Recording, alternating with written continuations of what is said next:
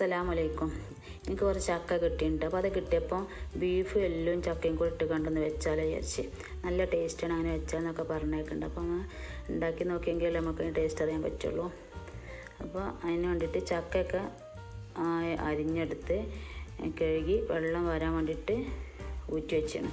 നമുക്ക് വേവിക്കാനായിട്ടൊരു മൺപാത്രത്തേക്ക് ഇട്ട് കൊടുക്കാം. എൻ്റെ വീഡിയോ കണ്ടുകൊണ്ടിരിക്കുമ്പോൾ ഇഷ്ടപ്പെട്ട ലൈക്കും ഷെയറും കമൻറ്റും ഒക്കെ തന്ന് സപ്പോർട്ട് ചെയ്യണം കേട്ടോ. എന്നിട്ട് ഞങ്ങൾക്ക് ഉപ്പിട്ടെടുത്ത് കൂടെ മഞ്ഞൾപ്പൊടി വേവാൻ ആവശ്യമുള്ള വെള്ളം ഒഴിച്ചെടുത്തിട്ട് നമുക്ക് അടുപ്പത്തേക്ക് വെക്കാം. എന്തിനേരം വെയിറ്റ് ചെയ്യാം.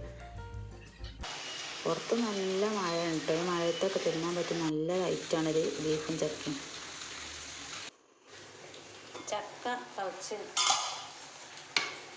ചക്ക തിളച്ചാണ്ട് വെന്ത് തുടങ്ങി കേട്ടോ. വേവിച്ച് വെച്ച ബീഫും എല്ലും കൂടി ഉള്ളത് നമുക്ക് ഇതിലേക്ക് ഒഴിച്ചു കൊടുക്കാം.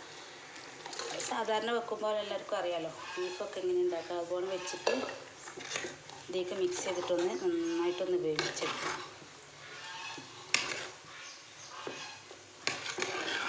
ഈ വെള്ളമൊക്കെ ഒന്ന് വറ്റ വരെ ഒന്ന് വേവിക്കാം.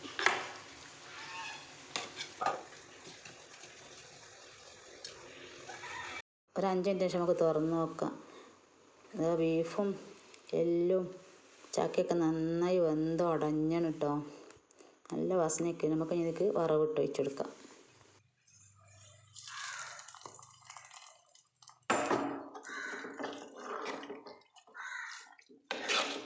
ബീഫും